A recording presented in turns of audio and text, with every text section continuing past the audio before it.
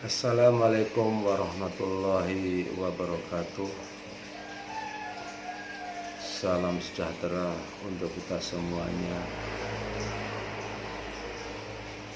Pada hari ini Jumat 26 November 2021, hadir kepada Anda semuanya saya Pak D. Sate Arema dengan channel Aman 2. Mohon izin sahabat-sahabat sekalian, saya ingin berbagi cerita tentang kejadian yang berlangsung pada tadi malam, yaitu sekitar pukul 8.30 malam hari ya, yaitu semalam itu ada kejadian bahwa salah satu dari pekerja kami, partner kerja kami, mengalami satu gangguan yang mana beberapa hari ini kakinya itu bengkak,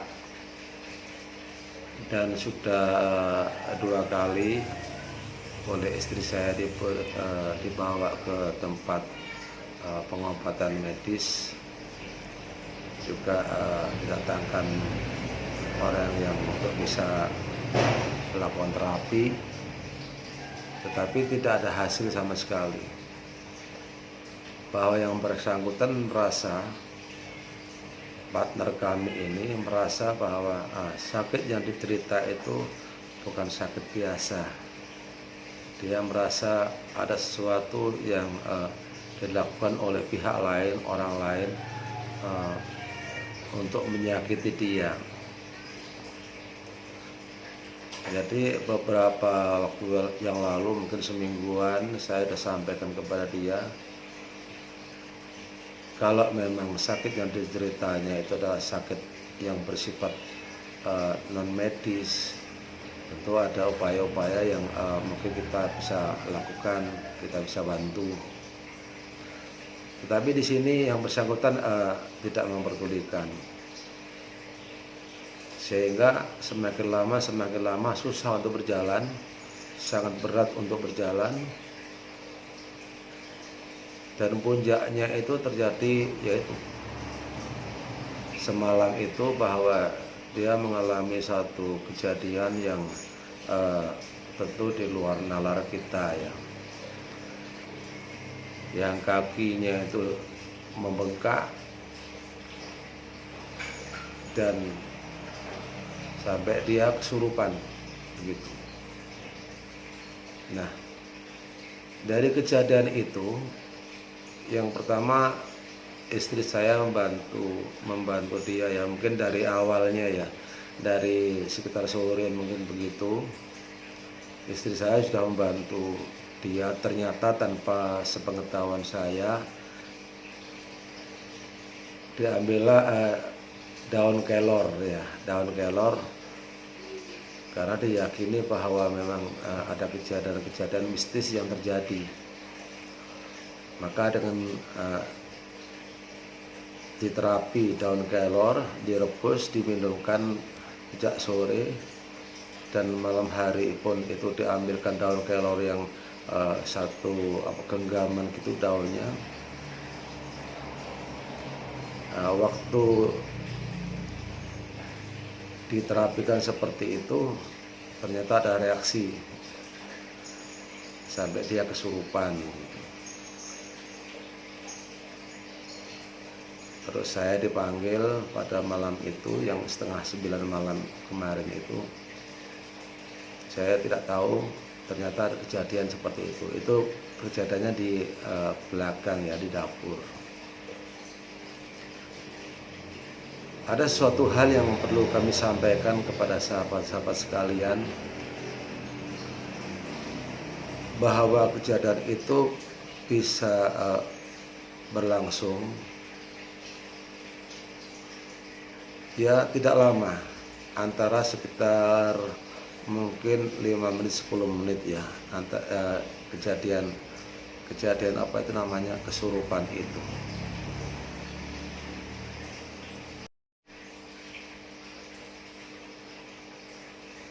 Lantas apa yang bisa saya lakukan ya sebagai seorang yang awam, yang tidak paham masalah-masalah seperti itu, bagaimana menanganinya, apa yang saya lakukan.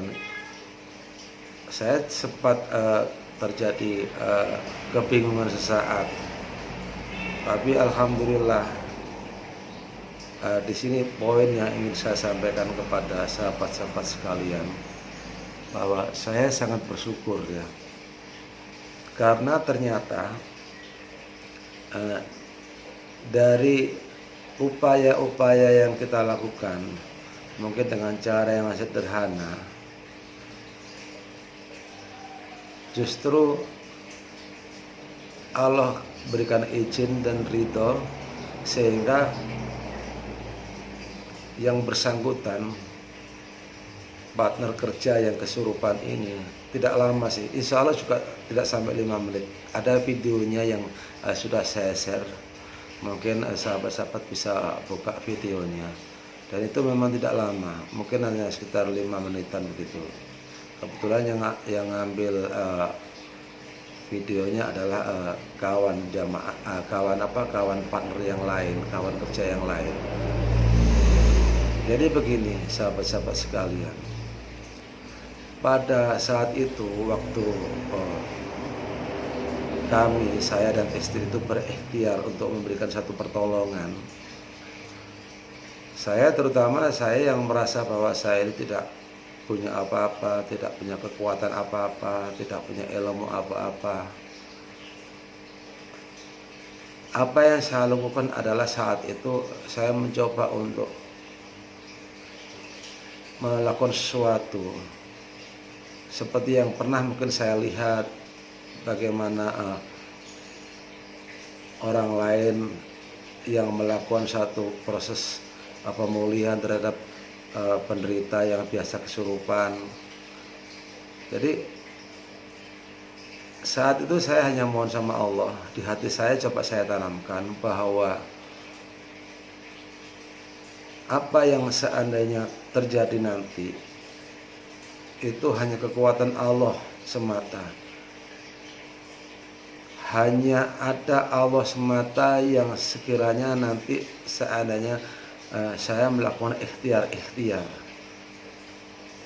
Itu saya coba tanamkan di hati saya, agar saya tidak merasa bahwa saya punya kekuatan, karena memang itu berbahaya bagi saya kalau seandainya di hati saya ada merasa bahwa saya punya kekuatan. Itu namanya kesombongan, dan kesombongan yang dibenci Allah seperti itulah saya tidak ingin terjadi. Maka saya kuatkan bahwa ini memang kekuatan Allah, tidak ada daya dan kekuatan kecuali hanya dari Allah. Saya sampaikan kepada yang bersangkutan, entah siapa itu yang ada di dalamnya, bahwa la haula wala quwata illa billahil aliyyil azim. Jangan macam-macam, karena kekuatan hanya milik Allah. Bahwa kekuatan sebenarnya hanya milik Allah. Maka saya niatkan, saya tanamkan di keyakinan saya bahwa dengan hanya kekuatan Allah, tidak ada kekuatan lain yang bisa menandingi, yang bisa melawan. Bukan sedikit gaya sebenarnya apa yang saya lakukan ya. Mungkin saya elus jidatnya, saya elus kepalanya tanpa ada penekanan apapun. Waktu saya hanya bisa menyampaikan Allahu Akbar, Allahu Akbar, Allahu Akbar. Terus saya amalkan la haula wala quwata illa billahil aliyyil azim. Saya coba tiupkan di telinga, ternyata ada reaksi macam tersentak. Alhamdulillah mungkin di hitungan sekitar 10 detik yang bersangkutan sadar. Karena yang saya dengar dari apa yang terjadi di penderita ini yang terjadi kesurupan ini, di waktu itu dia ngomongnya, saya mau keluar, saya mau keluar, saya mau keluar, gitu terus. Saya tidak keluar, saya mau keluar, gitu terus.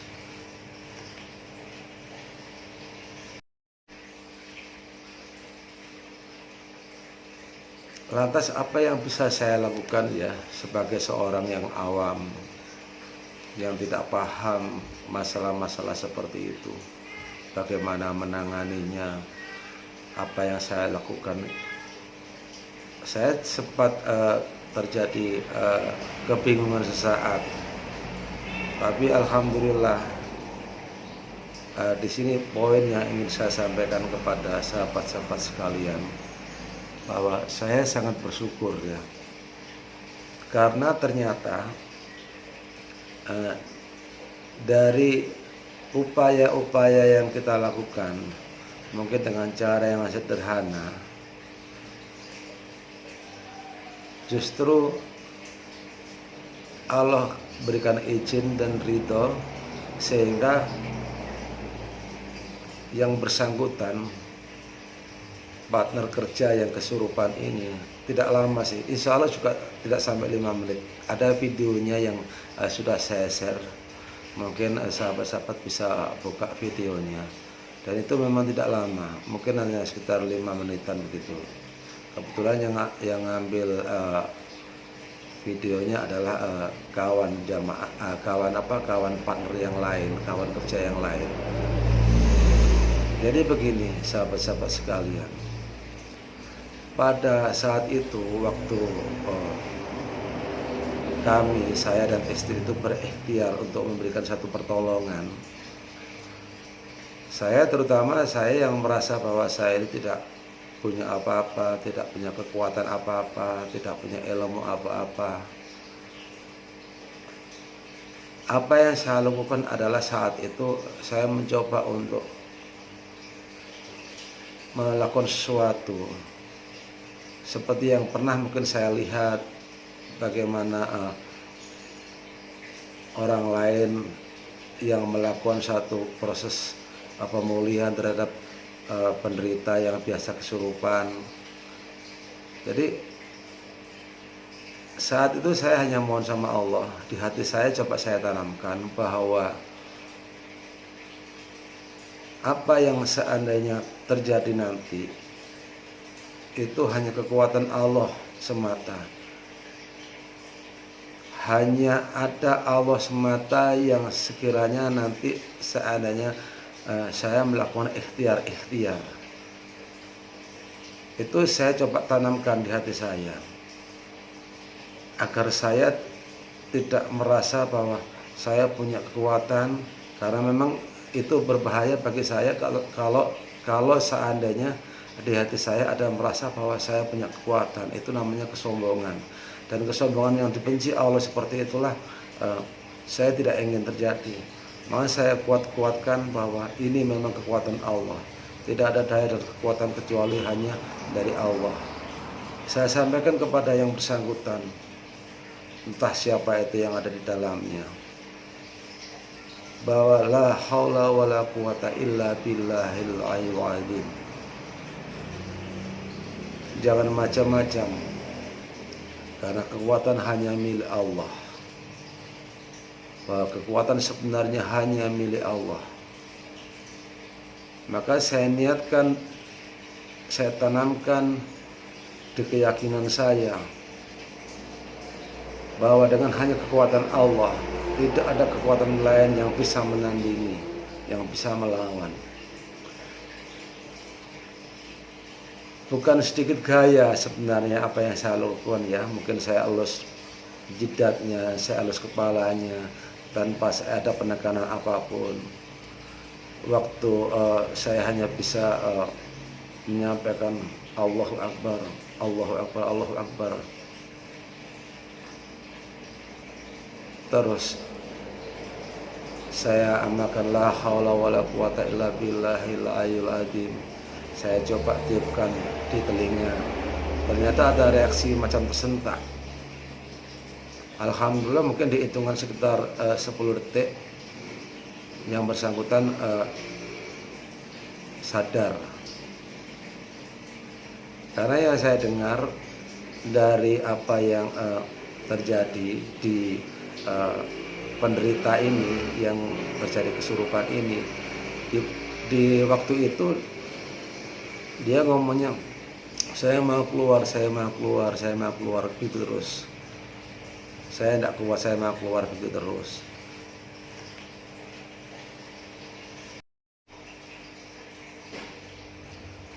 Dan alhamdulillahnya memang dalam waktu yang relatif singkat,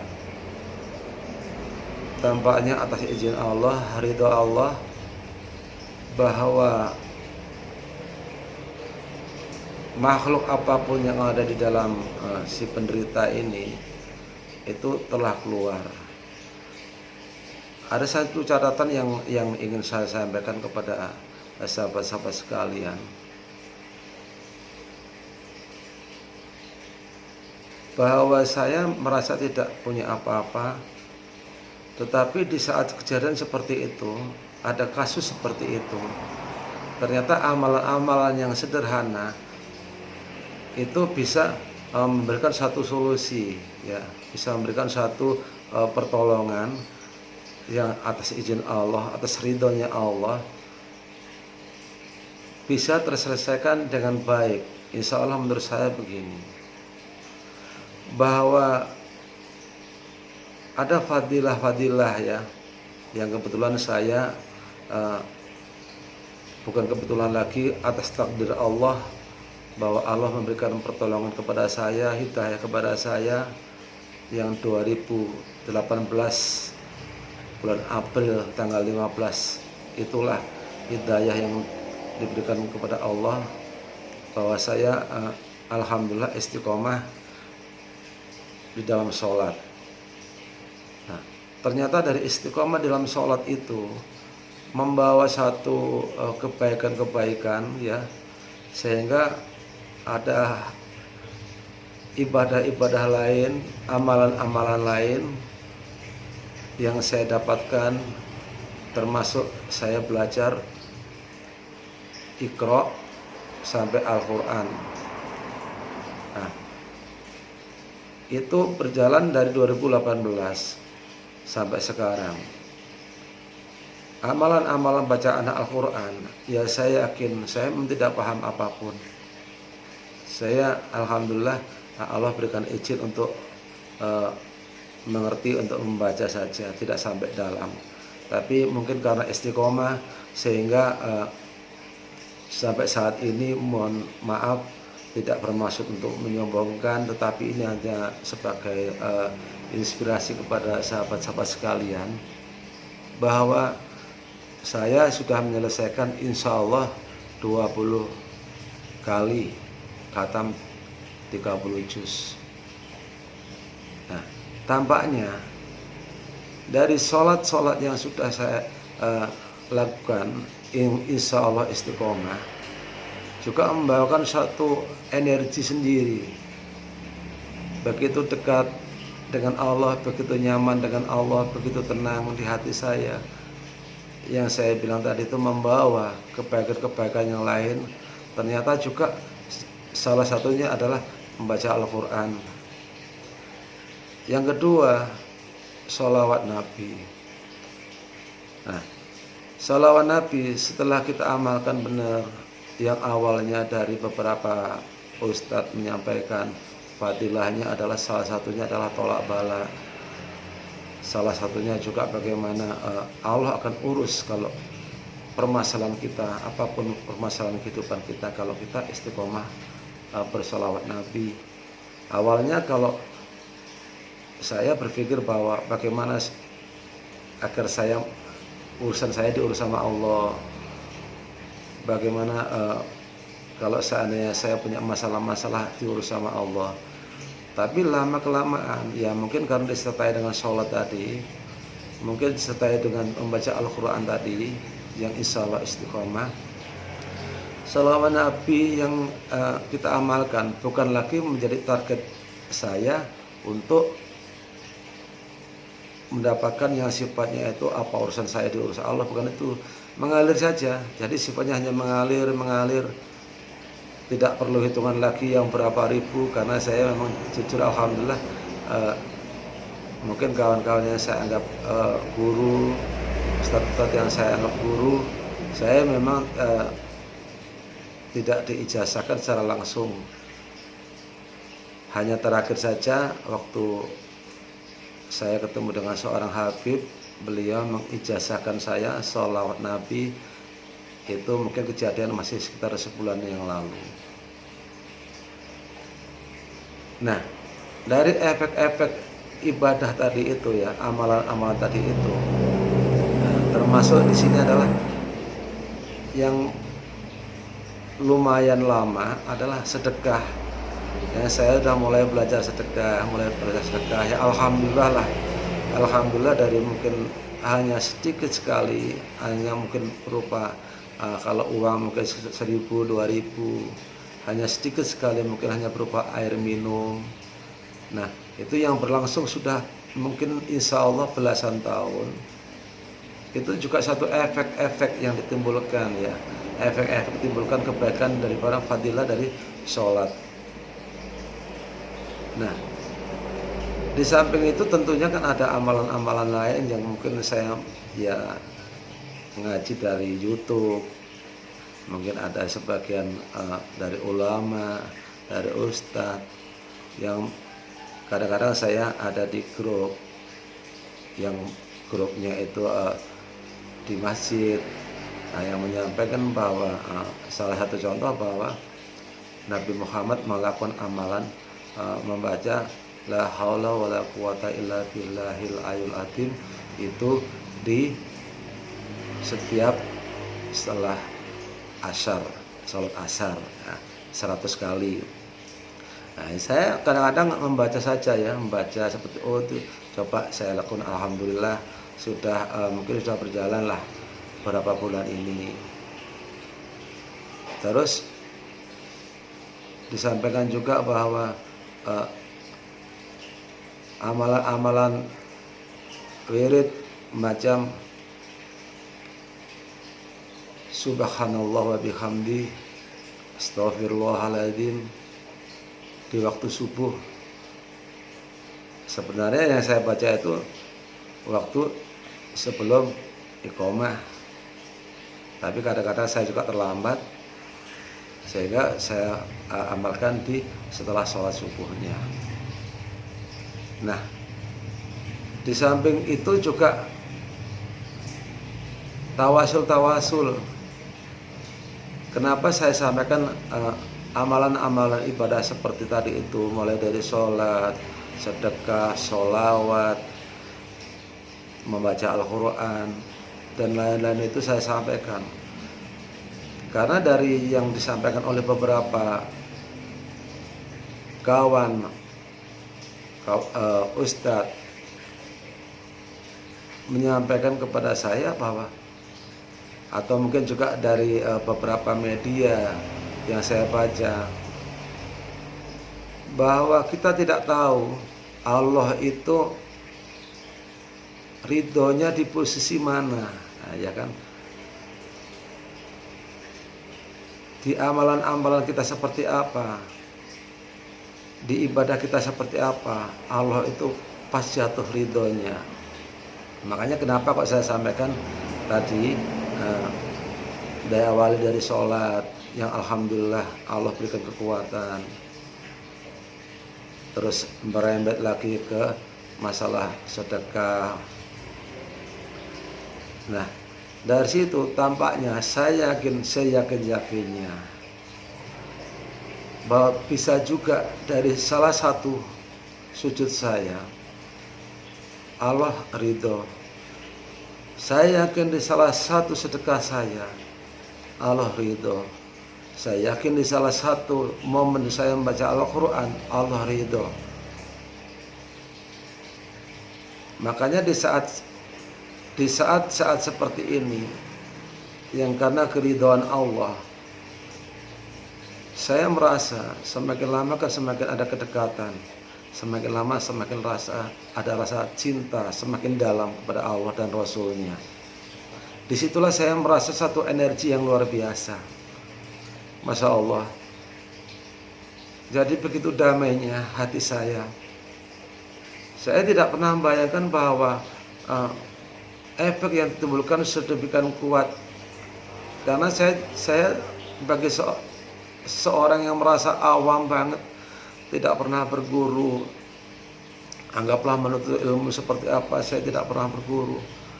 Karena memang background saya bukan background dari seorang Islam. Tetapi begitu luar biasanya waktu istiqomah demi istiqomah dari ibadah yang dilakukan tadi itu. Yang awalnya saya dengan pamrih, mungkin sholat dengan pamrih, mungkin saya sedekah dengan pamrih, lama-lama tidak itu lagi karena mungkin menjadi kecanduan. Kalau tidak sholat seperti apa, terasa nggak enak.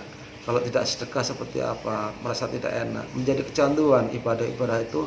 Makanya cinta Allah yang insya Allah saya yakin juga bahwa perilaku ibadah yang karena cinta Allah dan Rasulnya itu menjadikan satu kekuatan gitu. Nah, ini berkaitan dengan waktu kejadian semalam itu. Ada kejadian yang kesurupan. Masya Allah. Ternyata kekuatan-kekuatan yang Allah berikan, karena saya yakin bahwa Allah bersama saya waktu saya membantu seseorang yang kesurupan tersebut. Saya yakin hanya karena kekuatan Allah. Kalau saya pasti tidak ada apa-apanya. Saya pernah dengar bahwa terhadap orang yang kesurupan atau kena gangguan dibacakan mungkin surat ayat kursi gitu, malah ditirukan sama jin atau setannya, ditertawakan. Saya paham itu. Dibacakan mungkin ayat kursi, surat Yasin, mungkin kita ditertawakan. Saya sadar waktu semalam itu saya seperti itu. Maka saya tidak boleh seperti itu.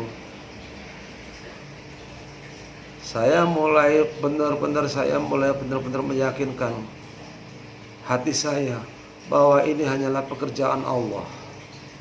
Bahwa yang bekerja terhadap segala ikhtiar saya waktu itu adalah karena pekerjaan Allah, bukan pekerjaan saya secara pribadi. Seujung kuku pun saya tidak punya kekuatan apapun, kecuali hanya kekuatannya dari Allah. Sehingga Masya Allah, Alhamdulillahirabbil alamin. Alhamdulillahirabbil alamin. Yang insya Allah pada saat ini, pagi ini, yang bersangkutan, yang semalam pulih, sampai saat ini pun semalam bisa ngobrol, yang kakinya bengkak waktu itu, Masya Allah, macam ada satu keajaiban, langsung kempes, langsung mengecil normal kembali. Ini yang kejadian yang luar biasa bagi saya di depan mata saya. Ada satu hikmah yang sudah saya sampaikan kepada keluarga saya, bahwa semua ini adalah pekerjaan Allah. Yang bekerja bukan kita tidak punya apa-apa. Karena saya takut ada kesombongan. Waktu mungkin ke istri saya pun saya sampaikan, yang bekerja adalah Allah. Pekerjaan kuasa-kuasa kegelapan, kuasa-kuasa roh jahat, kuasa-kuasa setan, itu tidak apa-apanya apabila Allah yang bekerja. Allah yang menyelesaikan semuanya. Alhamdulillah, itu yang saya tanamkan kepada keluarga saya. Semalam kita sempat ngobrol seperti ini. Takut kalau seandainya kita menjadi jumawa, kita menjadi sombong. Oh, itu Pak di Sate Arema kok bisa. Oh, itu Bu di Sate Arema kok bisa. Bukan seperti itu. Kami tidak bisa apa-apa. Ini saya sharingkan ke kawan-kawan, sahabat-sahabat semuanya, supaya kejadian-kejadian seperti ini mungkin kita bisa mengambil hikmah. Hikmah yang terdalam dari saya adalah bahwa amalan kebaikan, ibadah kita kita semata-mata lakukan hanya ingin mencari ridho Allah. Itu pada akhirnya seperti itu. Mungkin sebagai seorang awam mungkin maklum, yang baru belajar seperti saya, awalnya kalau saya sholat ingin seperti apa, ingin pahala atau seperti apa. Kalau saya bersedekah mungkin saya tahu bahwa fadilahnya mungkin tolak bala, tapi lama-lama itu tidak terpikirkan lagi. Yang penting saya lakukan. Masya Allah, begitulah luar biasanya ternyata. Sahabat-sahabat sekalian, ada satu hal yang penting mungkin nanti yang saya ingin sampaikan, bahwa marilah kita sama-sama kembali ke jalan yang diridhoi, tentunya dengan kapasitas kita masing-masing. Saya yang dalam hal ini yang memang tidak punya kekuatan apapun, saya tidak punya ilmu apapun, mungkin hanya dengan kesederhanaan ini yang insya Allah ibadah kita bisa lakukan demi semata-mata mengharapkan ridho Allah. Semoga kita semuanya bisa seperti mohon maaf, saya tidak bermaksud untuk menggurui, karena ilmu apa yang bisa saya punya, saya tidak punya apapun, tidak punya modal apapun, ilmu tidak ada. Jadi ini adalah bentuk berbagi saya bahwa nikmat yang Allah berikan itu sudah luar biasa, maka selayaknya oleh nikmat itu saya bagikan kepada Anda semuanya.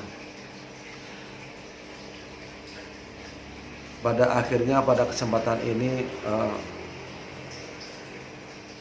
sebelumnya saya mohon maaf kalau seandainya apa yang saya sampaikan mungkin tidak berkenan, ada salah tutur kata saya, salah saya berperilaku sehingga ada yang tidak berkenan. Segala kesempurnaan tentu hanya milik Allah. Segala kesempurnaan pasti hanya milik Allah. Saya sebagai manusia biasa, Pak Desati Arema, penuh dengan kekurangan, penuh dengan kesalahan, penuh dengan kekhilafan. Segala kekurangan dan kesalahan saya mohon maaf.